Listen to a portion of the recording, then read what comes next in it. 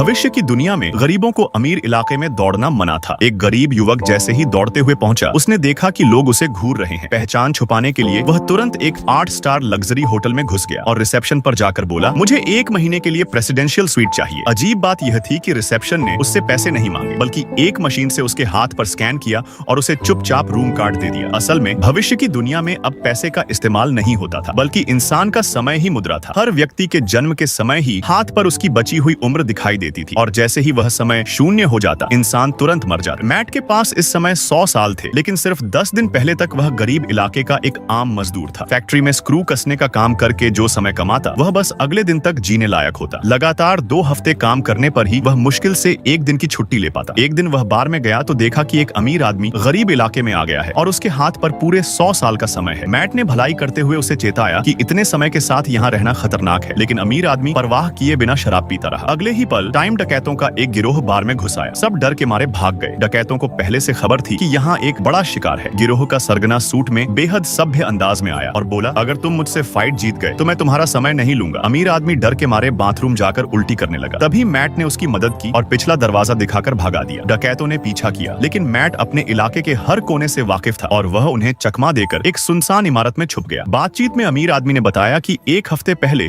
उसकी पत्नी की मौत हो गई थी। अब ये 100 साल उसके लिए बोझ बन गए थे और वह मरना चाहता था। उसने मैट को यह भी बताया कि गरीब लोग कभी अमीर नहीं बन सकते, क्योंकि दुनिया का ज्यादातर समय अमीरों के पास है और वे कीमतें ऐसे तय करते हैं कि गरीब लोग बस अगले दिन तक जी सकें, यानी उन्हें हमेशा काम करते रहना पड़े। मैट को यह बात पसंद नहीं आई। उसे लगा कि मेहनत से सब बदला जा सकता है। अमीर आदमी को उसकी यह सोच पसंद आई और अगली सुबह जब मैट सो रहा था, वह चुपचाप अपने पूरे 100 साल उसे दे गया और खुद पुल से कूदकर मर गया। मैट समय पर पहुंचा, लेकिन तब तक देर हो चुकी थी। वह भीतर से कृतज्ञ था और उसने तय किया कि हर पल का सही इस्तेमाल करेगा।